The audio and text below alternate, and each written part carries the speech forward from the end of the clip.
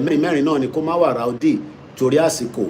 Ẹ bá mi kí ọmọ Adéyẹmọ, ó ti wà ní background tóun náà ń gbọ́ in tó ń lọ lọ́wọ́lọ́wọ́ lórí ọ̀rọ̀ Gúnmi. Olóyè ni mo kọ́kọ́ sẹ́ndẹ̀ sí tó ń lọ ní security. Màá kọ́kọ́ sọ fún olóyè pé in tí mo tún rí leléyìí o, ó ṣe ṣe kẹ́yìn náà ti rí o. Àti gbé àwọn the next set wọlé, èmi ní máa sọ bẹ́ ṣe máa sọ̀rọ̀. Ẹ má ti sọ̀rọ̀, ẹ bá wa mute mọ́lẹ̀. Ọláyínká, ẹ bá wa gbé ohùn sókè. Ẹ ní 3 to 4 minutes láti ṣe presentation. Mo lè interject at any time. Tá ń béèrè ìyẹn Richard ní why are Yoruba not supporting Biafra matters? We dey support it every day, we dey support, but what can we do? We no get weapon.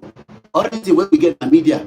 Remember say like Muhammad because that they talk about Yoruba nation, so we dey try our best, we dey try. But the Igbo people they do problem for Lagos. We don't tell them they take patient with the Yoruba people for Lagos, but they don't listen. One go enter create a palace, say he go do 1.5 billion, he won't be